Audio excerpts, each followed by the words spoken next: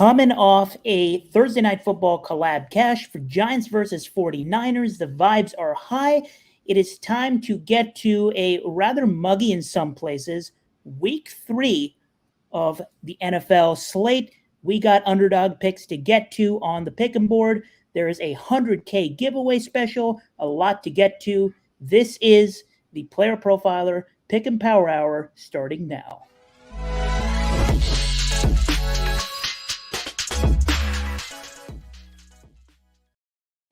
Welcome to the Player Profiler Pick 'em Power Hour. We are your hosts, Rungta and Trevor Tipton.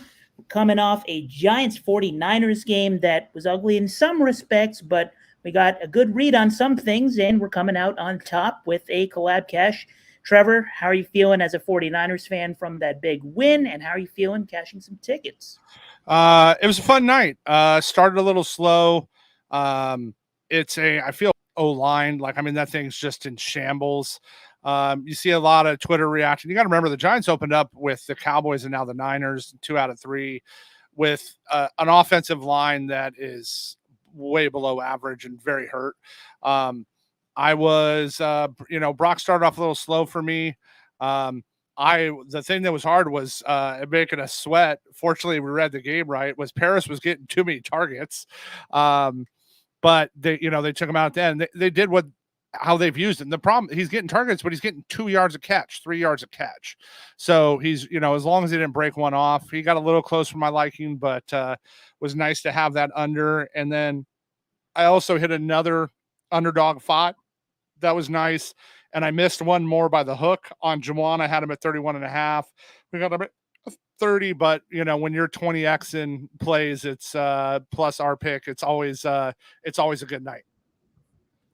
Yeah, great night for you, definitely. I feel like it could have been a big night for me, but, kind of up and down. Thank God we cashed that collab. We needed to feel some green after that because, for those of you who follow me on Twitter, I'm sure you saw I started the train of a whole lot of, whether it be DFS players for Pick'em or betting analysts, they had Christian McCaffrey under 17.5 rushing attempts. Spoiler alert, he finished with 18. He got 2 meaningless carries in the fourth quarter after the game was over on a drive that Elijah Mitchell started and was getting a bulk of the work, and then just said peace out after getting carry number 18. But yeah, great read from you on Paris Campbell with the under. He had 6 targets, 6 catches, led the team in volume because Darren Waller was just missing for a while. And still, we cashed the lower on his 28.5 receiving yards. It's not a dynamic player, and those are the kind of guys you want to target to fade on receiving yards. And then for me, I think we read the situation pretty well with Kyle Shanahan not being a liar and giving Elijah Mitchell some work. I said if he gets, even in the worst possible case, he gets at least 5 carries, he can get to our 27.5. First half, he had 5 carries, 27 yards. We were set up. I was so ready after I made the tweet at halftime for him to somehow not get another yard. I was ready for that given how the night was going, but luckily he got to 42. So just a great read there as well. So we're coming off that little collab, but we got some work to do on this week 3 slate. And we are going to dive into this underdog board real quick. So first off, I'm here if for those of you who are watching on stream, this is the bonus show. So the Friday shows don't get to go on a podcast. But if you are seeing stream right now, I am in a new location. I'm in a New York City hotel because I'm going to this Jets-Patriots game on Sunday. And as I arrived in New York, I saw a notification that there may or may not be a cyclone during this game. Should be fun. So that should be a good look. So that game was where I started looking at the pick board just because I was on the train, I was bored, and as soon as I got my Wi-Fi, I was like, all right, let's see what the projections are like for this Jets Patriots game, shall we? So that's where I started, but then I found a lot of other value on the board, including there's an underdog special. And if you missed it last week, Underdog Fantasy this season is doing a $100K Sundays giveaway special. And the idea is simple. Each week, there's a new player on the board. This week, it's Tyreek Hill. And one pick, you just include that pick in some form, higher or lower. You pick which side you want, and you put that in an entry. And once you enter an entry with that pick in it, you're entered into a raffle pretty much, and they're given over $10,000 per person. Last week they did 10 winners, $10,000 per person. Sounds like something people would be interested in, right? So we're gonna first talk about this Tyreek Hill pick of 89.5 total yards. So Trevor, which side are we on for this? I mean, I think this is pretty straightforward, especially with the Waddle news today. It's very much trending like Waddle's not going to play this week. And I think it's pretty straightforward on who's going to get the volume there, and that's Tyreek. Let me give you an idea of some stats on Tyreek here. He's owned a 52% first read share versus man, right? He's owned a 55% air share versus man, and he's owned 52% share, market share versus man. That's just elite, and that's with Waddle. Right now we take Waddle out. Why do I bring that up? Because what do the Broncos run? The Broncos run man because they have Patrick Surtain, and they rightfully so. There's a few corners in the league right now that you can run man with, but that's what they're running. They're going to run a ton of man, but it's Tyreek. The volume's there. And we always love, you'll hear us say this over and over. When I'm going on an over, I want to target a guy that can hit it in one play, right? Like I don't want to have to, I know we need to volume our way there, but I want home run availability for myself. That's one of the things I'm looking for when I target this. And with him going out, I think we're going to see some even more updates to the rankings. But I mean, he's going to see 10 plus targets. He's going to get, 7 plus receptions. I think it's going to be pretty easy for him to break the century mark this week with this matchup. It's going to be a tougher one because, they're going to have Mathis on Waddle. Waddle still could play, but, they're going to put Surtain on him and try to slow him down. But it's Tyreek. There's a few wide receivers that are matchup proof, and Tyreek's one of them. 100%. You covered all the points I wanted to. And Hill, he drew 9 targets in week 2, right? And we talk about Bill Belichick trying to shut down the opponent's best player.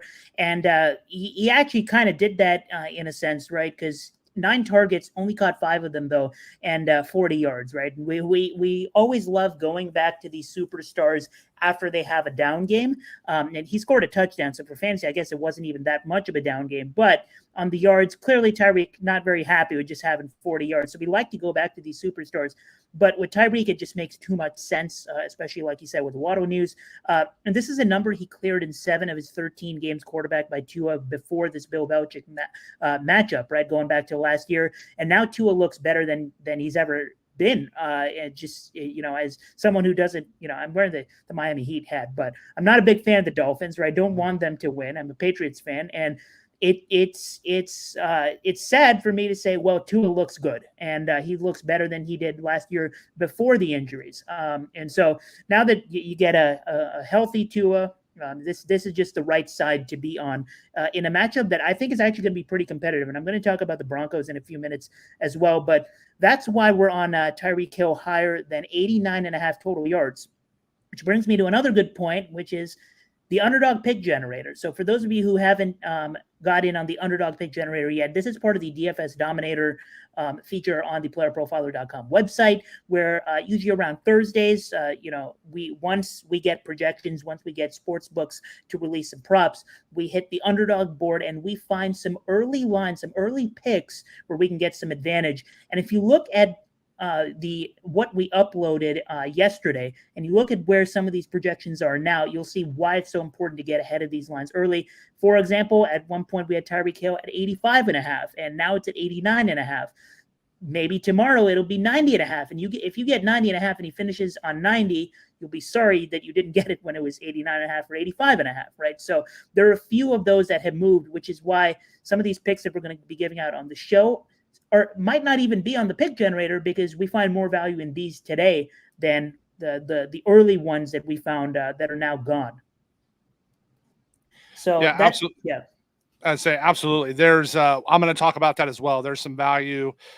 We've watched, lines move. So, take a look at that when it comes out, because it might not be there by the time we're doing the show today. Yep. And these picks on today's Friday bonus show will go out in article form as well on Saturday morning. Shout out to our editor, Seth Dewold, for getting that done. But like we said, you want to be on these shows when we give out these picks that we're locking in live, so that you can get what we're, the numbers that we're getting. Speaking of, we got to pair Tyreek with something. And speaking of superstars, we're keeping it kind of square this week because when we don't discriminate, and you'll see some of my picks today are very weird, but I don't discriminate. I don't care whether it's weird. I don't care whether it's square. If the number's off, it's off to me. And this week we're backing a guy that, Trevor, you were high on last week. And your read was fine. It was, the pick missed, but your read was fine because the volume is there. The opportunity is elite. And we're talking about Calvin Ridley. So I'll talk about Calvin Ridley a bit. We are backing Ridley, and currently the number is at 69.5 receiving yards. These been moving all day long. The reason, lines move all the time, but the reason we give out the numbers on the show is so that you guys can get the same numbers we do. And right now we're getting a number of Calvin Ridley, 69.5 receiving yards. And I personally would take this up to like 74.5. I think Ridley is another guy that's in contention for 100 yards this week as well. So you look at what Calvin Ridley has done through these first 2 weeks. Week 1 faced Colts defense that was obviously going to be an easy target. If you were behind on the curve on Calvin Ridley, I'm sorry. I mean, we tried to warn you that Calvin Ridley is going to have this opportunity. 11 targets. We screamed it all offseason. If you read any of me or Ahaan's tweets for the last 6 months, you knew where we were at on Calvin Ridley. Absolutely. And he got steamed up, and, for fantasy purposes, to second round ADP. And I'm old enough to remember when I got some 4th round Calvin Ridley. So you got to be ahead of these things. And Ridley in his team debut, 11 targets, caught 8 of them against a bad secondary in the Colts, 101 receiving yards. Now, week 2 kind of gets this Jacksonville offense kind of gets humbled by the defending champions, the Chiefs. Their defense is underrated because their offense, obviously everybody's going to talk about Mahomes and Kelsey, but their defense is underrated because of that, right? And so this is a good defense that they play, and Ridley only catches 2 for 32 yards. But you look more into where those footballs were going. They were going to Calvin Ridley, and the opportunity was there, even though the results were not. Week 2, 8 targets and 73 air yards, right? The opportunity is elite for Calvin Ridley, and it's once again going to be elite for Calvin Ridley in week 3 in a get-right game for Jacksonville.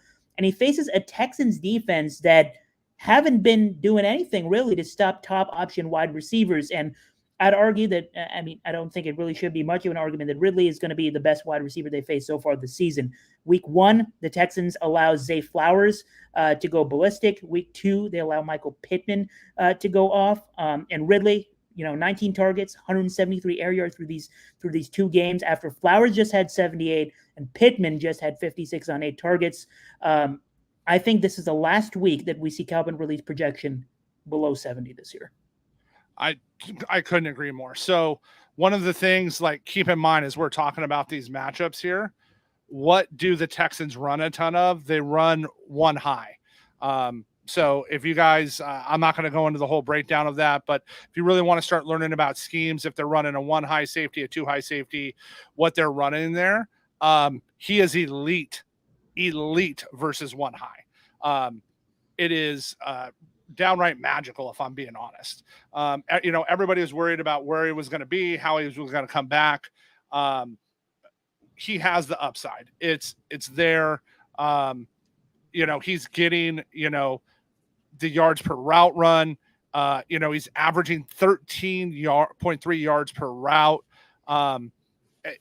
That's all I want, right? You give me that, and you give me a guy that's going to get 8-10 opportunities, and he's getting 13 yards a route, right? I'll take his over all day. We know how bad the Houston secondary is. We know the team totals are over for this game. I think this is a spot, right? And we're going to see it a little bit. I think we're going to see some scheme out of Jacksonville each week, right? They have the targets, and we just got news that Zay's out. So I think this is just a smash spot for him. And I think he's at 10 yards more moving forward. Yep. And these are the kinds of lines you look back on in week 13. You'll be like, I'm going to tell my grandkids when I got Calvin Ridley at 69.5 receiving yards. Nice, by the way. So we're going to lock in this entry. Another collab. We're 2-1 on these 2-piece collabs so far. Let's keep it going. We're not doing so well on our individual entries. We seem to be missing every time by one leg. That changes tonight, by the way. But we are definitely cooking with these collabs so far. So let's try to make it 3-1. I'm going to lock it in for half a unit. If you're following on stream, Tyreek Hill higher than 89.5 total yards. Calvin Ridley higher than 69.5 receiving yards. We are in for the 100K special. And now we're going to move on to the full week 3 board. Now we have the entire board to pick from, and we're going to just go through our picks, our top picks, just as usual. We're going to try to see who can hit an entry by themselves. First, last week, Trevor, you were right on the money with Christian McCaffrey, just soared so easily. But Calvin Ridley was the one who sold you. And then for me, I was on the Chargers offense, beautiful, sweat-free pretty much. But then I forced it with Jamar Chase. I'm quitting there will be no Bengals picks for me today. Let's just say that until we figure out what's going on there. But right before we get into the week 3 pick and board, let's hear a word from our sponsor. This episode brought to you by Mojo. Mojo is that player stock market. We love Mojo because we like making lifetime bets on players. You run out the clock on these guys. Mojo just rolled out a brand new fantasy platform. That's right. So now you can build a portfolio of player props. Oh, Jamar Chase, over 77.5. Oh, Kadarius Toney, under 15.5. Whatever the under is on Kadarius Toney, doesn't matter. You can just stack up the props in your portfolio. And the beauty is, once the Sunday games kick off, it's not over. It's not over until it's over with Mojo, because once those games kick off, you can then move in and out of positions. Let's say that you're well ahead of expectations. You can cash out. Let's say you're behind expectations. You're underwater. Well, you can double down. That's what makes Mojo so special, why they're different. Check it out. Go to the App Store, get the Mojo app, and use the promo code Underworld. The promo code Underworld gets you a 100% deposit match up to $100. So the promo code is Underworld, and they will match your deposit dollar for dollar. Go to Mojo, start building your portfolio, and then during the games, you can be a fantasy day trader. Woo. We are back on the Player Profiler Pick 'em Power Hour. We just heard a word from our sponsor, and we are looking at the Underdog board where you can make picks with at least 2 picks, maybe 5 picks. So you can build your entries and get some cash while you are taking advantage of some of these projections which you think are off. You can join using promo code Underworld. And we're back looking at the week 3 board, and we got some weird ones for you today. I see on the show sheet that Trevor has a weird one. I have a weird one, but let's start off light. There's a game that may be inflicted by weather, but is definitely inflicted by a big injury report. You're back in a receiver again, Trevor. Which young receiver do you like this week? Yeah, this is just a matchup base for me. So we were just talking about some of what offenses and defenses run, and we're going to talk about Zay Flowers. I am a Zay fan, and if you look back in week 1, when he ran against single high, he shredded it. And week 2, right, Andrews is back. They roll him in differently. OBJ's out this week, right? And in his matchup, they get Indy. That is what Indy runs. Indy runs a boatload of one high. And this is a perfect spot to scheme him in. I love the opportunity here. One thing I want to give a note for everybody on is this opened at 48.5, and Underdog is adding new opportunities within the pick'ems. They're going to put them up closer to game time. Zay has 80 yak yards this year. One of their new categories is yards after catch. So keep an eye open for Zay. If it was there, and it was the right line, I'd take it right now over his receiving yards. I'm really interested to see Zay. And if you're in the Discord and it hits, I'm going to have a play this week with Zay yards after catch if it's reasonable. I also think his yak line could be really, really high this week, just because of his, him having 80 yards. And bear in mind, he was barely, he was targeted way less last week. But these are the spots we like, okay, hey, has a great week 1. People start fading him week 2. This is a Monken offense where they want to throw. He gets an ideal matchup against a terrible secondary. I just love this matchup for him this week. Give him 8 targets, 9 targets. It's going to be a great spot. And I'm on Zay Flowers over 53.5 yards.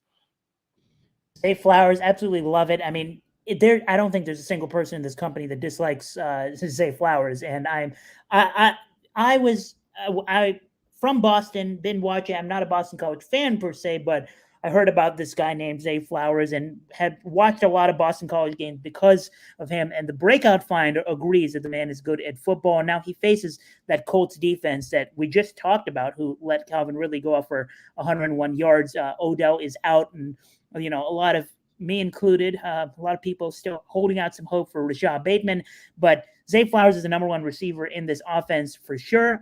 So this might be another instance where you look back 2 years down the line, and Zay Flowers he's not going to have a receiving yards line that's around 50. So I like this higher than 53.5 receiving yards. Speaking of receivers, I want to talk about a pass catcher that isn't a wide receiver, but is in perhaps my favorite matchup of the entire NFL slate, and just pure matchup based. So we have a pass catcher who, dynasty managers, some have been very high on, some have been very low on. I remember, trading a future pick. I think it was a 2023 third round pick or something like that, straight up for this guy, just because I love his athletic profile. And I thought, well, he's not doing much in this offense. Now he's on a new team, and he gets a matchup that has been porous to tight ends so far this season. I'm talking about Mr. Adam Trautman. So Trautman, Trouty. So already, if you I was about to get this number at 18.5, but I'm so selfish and I'm such a good person, or Freudian slip, so selfless and such a good person that I waited till showtime to lock this, because I was fine with this up to like 21.5. So I'm taking Adam Trautman higher than 19.5 receiving yards. So this is simple. You look at what the tight ends have done against the Dolphins this year so far. Week 1, Gerald Everett got 2 receptions on 3 targets for 21 yards. And Donald Parham, the backup, got 3 receptions on 3 targets for 22 yards and a touchdown. And I talked about this in week 1 while it was happening, that this Dolphins secondary is, first off, just not great. And second off, undersized. And it makes sense that these athletic tight ends can do stuff against them. And it's why in week 2, I was all over Hunter Henry and Mike Gesicki, and they delivered for me. Hunter Henry, 6 receptions on 7 targets for 52 yards and a touchdown. And Mike Gesicki, 5 receptions on 6 targets for 33 yards. Now, you get a Broncos offense that I'll just say it outright, because some of you may have already read my Game Lines betting article for this week. I think the Broncos keep this close. They play a very competitive game. Russell Wilson is being priced in this game as if he's last year's Russell Wilson, just completely clueless, and that hasn't been the case so far. He's been playing well, top 10 in success rate, top 3 in completion percentage over expected. He's been playing well. And the clear number 1 option at tight end on this team, without Dulcich, because Dulcich is on the IR, is Adam Trautman. The guy who is backing him up, of course, Manhurts, you know how many career games he has with more than 1 reception? 1. And he's been in the league like 6 years. So clearly, Trautman is the guy at tight end in this game. You saw in week 2, the first week without Dulcich, his route participation immediately goes up to 74%. He only had 1 target for 0 yards. But in week 1, even though he just ran 61% of the routes, 5 receptions, 5 targets, 34 yards, 18 in the air. And he's been getting those red zone targets too. We know Russell Wilson likes his athletic, big bodies. So I think the opportunity is going to be through the roof for Trautman throughout this game. I think the Broncos, if they are to keep, competitive in this game, they have to pass the ball, and Russell Wilson is playing well. So I think 19.5 is a super low number here. I'm fine with taking it up to 21.5. We're taking the higher on Adam Troutman receiving yards. I had a lot of Adam Troutman last year, year before. He has the upside. He has the athletic skill set. And I do, you broke it down. I like the idea for that and the opportunity to go from there. So we have a couple of people in the chat right now talking about, the weather with Baltimore and all that. I'll bring it up. So here's why I like Zay more. If the game doesn't play, it voids.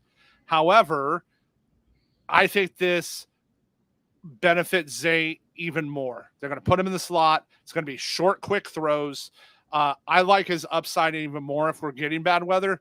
JK's done. They're obviously going to use Gus, but Hill's not going to play. They're in a spot where Monken wants to throw, and I think it benefits him a ton to have those short, quick throws. It's another reason I'm not firing up at Rashad Bateman, right? Because Rashad Bateman relies on winning on the outside, and those longer targets. I mean, you saw what Zay Flowers did in week 1. He's just earning a gazillion targets, just up the middle. Give us those 5 yards. That's all we need. And if you look at the sports books on Lamar Jackson, they aren't setting this pass attempts line super low. They aren't setting this passing yards line too low. They believe that they're going to be passing the ball a decent amount. So yeah, I'm fine with that number, and I think we're actually getting a discount because of the weather on Zay Flowers, especially with Odell being out of the way. But yeah, so I'm remember, meteorologist is the only job in the world you can be wrong 100% of the time and still keep your job. Fantasy analyst is a close second, but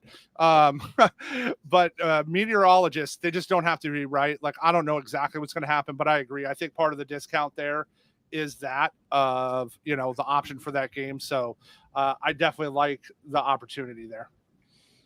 And talk about meteorologists. I have never rooted against weathermen harder than this Sunday when the weathermen are saying that there's going to be a cyclone during the Jets-Patriots game. Anyway, enough about me. You're staying in this game for your next pick, and it's a weird one. I really like weird. How are you backing the Dolphins here? Yeah, so this is an interesting spot. And I just feel when I'm shopping, I literally pretty much look at every line. And I think this is just a crazy misprice. We're going with Tua over 4.5 rushing yards. So why are we doing that? Like, what's my thought? First, who has the best run block matchup in week 3? The Miami Dolphins do.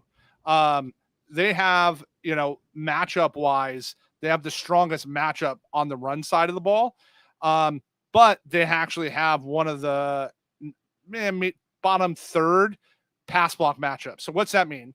While Tua's got rid of the ball fast this year, he's had to move. And so far, he's had, in the first 2 games, he's had 9 total rushing attempts.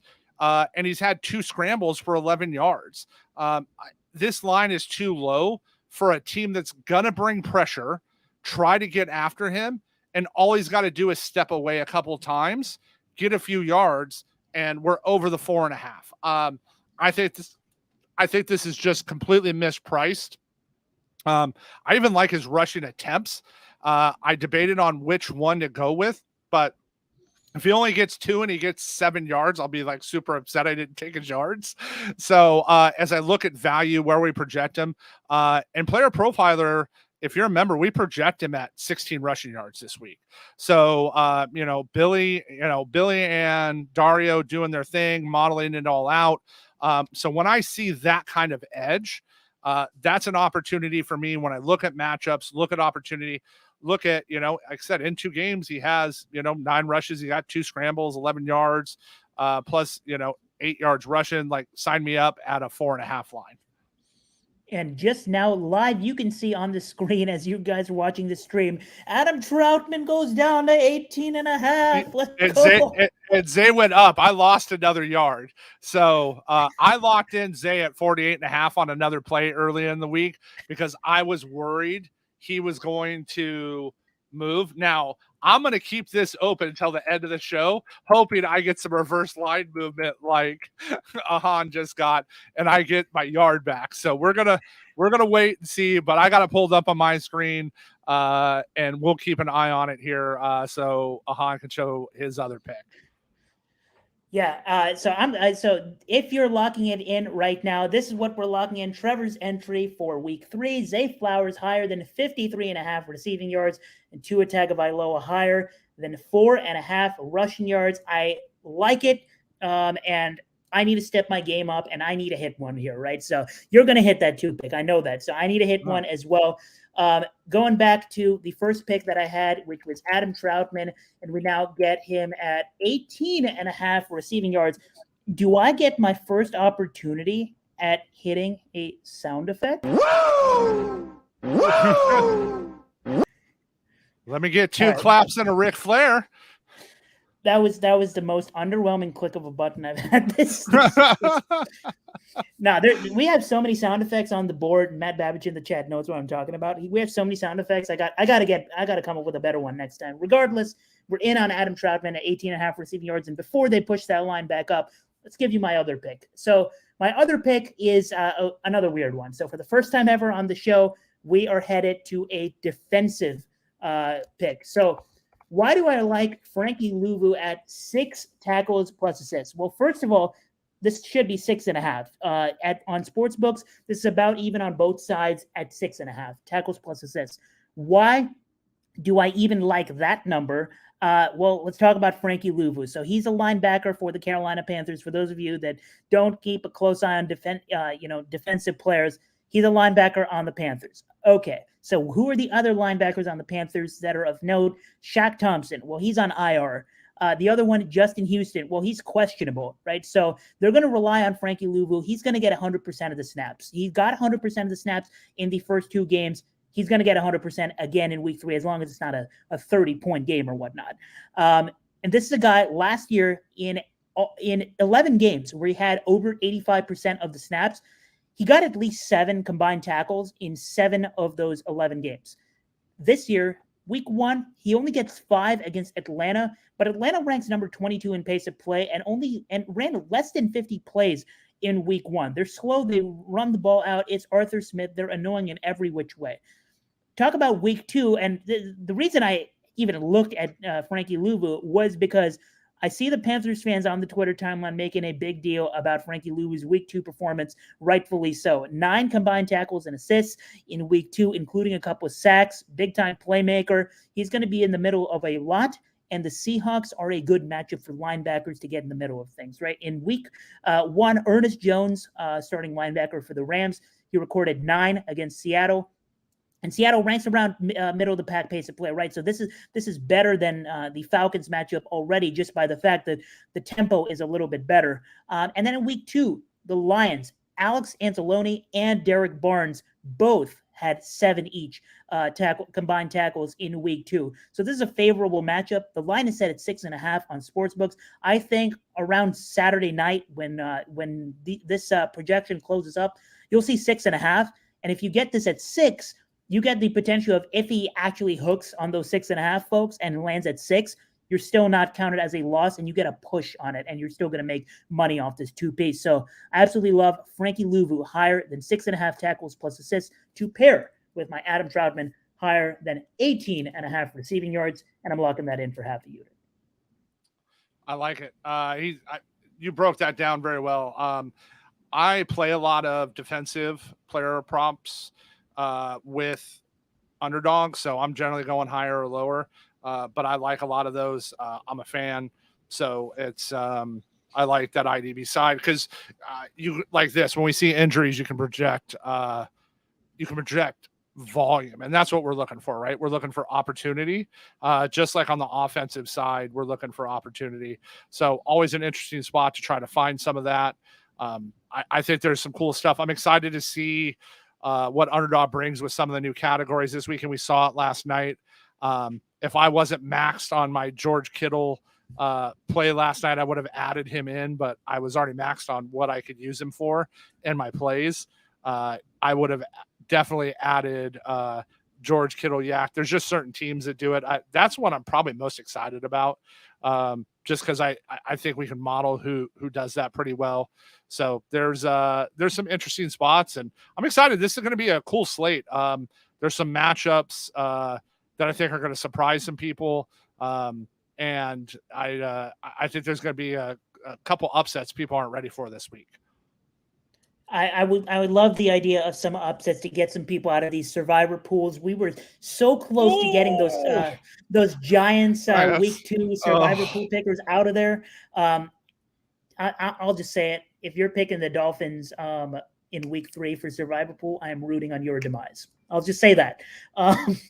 And we got a question in the comments. As usual, we take fancy questions here as well. So are you guys taking Deshaun Watson in a plus matchup or TLaw in a tougher one? I'll just say, so if you missed us talking about the Texans, a few minutes ago, I don't think the Texans are a tough matchup at all. I think the connection with him and Calvin Ridley is going to be on point. I'm taking Trevor Lawrence. Yeah, it's that's a easy one for me. Watson has not looked like himself yet, and I get right. Tennessee can't defend, but Houston, while they're just not there yet. Their secondary is a little better than the rest of their defense, but I think this is a smash spot for Lawrence. I love the matchups, right? They're going to run, like I said, they're going to run a bunch of one high, and TLaw is going to shred them. And Watson's got to show me what he can do before he goes there. Now, I think a great buy low spot that we were on last week that we lost on the hook. Well, technically this week, but it was technically last week. Elijah Moore. He had all those targets. His receptions is 3.5 again right now. We saw him get the volume there.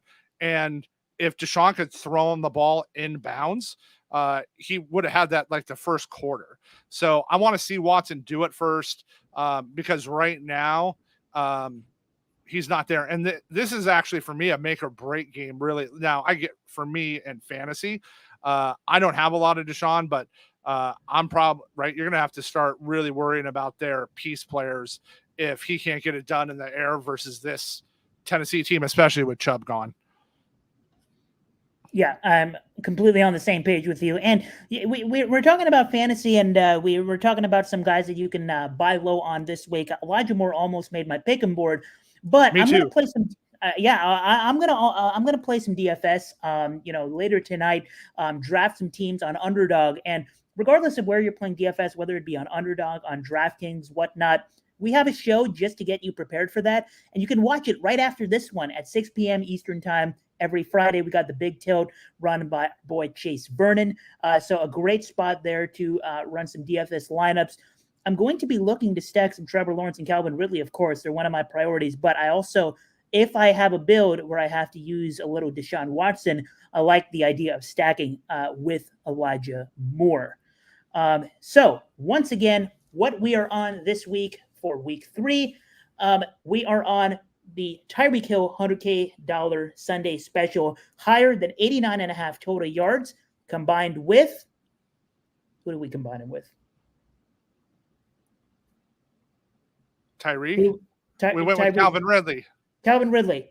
I talked about Calvin Ridley 30 seconds ago, and my mind blanked because all I can think about is Adam Troutman breaking out for a 20-yard touchdown. Anyway, we combined Tyreek with Calvin Ridley, higher than 69.5 receiving yards. Would take it up a few yards as well if the line gets there, but you should probably just lock it in now. And then for Trevor's entry, you want to tell the people what your entry was? Yep. So we're on Tua Tagovailoa over 4.5 rushing yards. And then we're going back to Zay Flowers. He's at 53.5. I think this is a much higher number for him this week. I think he's 70 plus, and like I gave everybody the heads up. See what his yards after catch are. If that's an availability that Underdog offers closer to game time, I would be really interested in looking at that. He has 80 yak yards this year, and especially if the field's going to be wet. They got hit with the storm. Our fellow man, Matt Babbage, said, hey, they're seeing the storm supposed to be gone by then. So, right, the field could be really wet, and that's a great spot to break one, take off, somebody falls. So keep an eye on that. I think that's some sneaky upside there. And for my entry, another two-piece, Adam Troutman. We're getting weird. Adam Troutman higher than 18.5 receiving yards. If they push it up in a few minutes back to 19.5, I'm fine. It's Adam Troutman week. And we're combining that with Frankie Louvu. Yes, that is a real person, you little IDP non-ball knowers. It's Frankie Louvu from the Carolina Panthers, higher than 6 tackles plus assists. We just gave out 6 picks. That sounds like a good time to go 6-0 in week 3.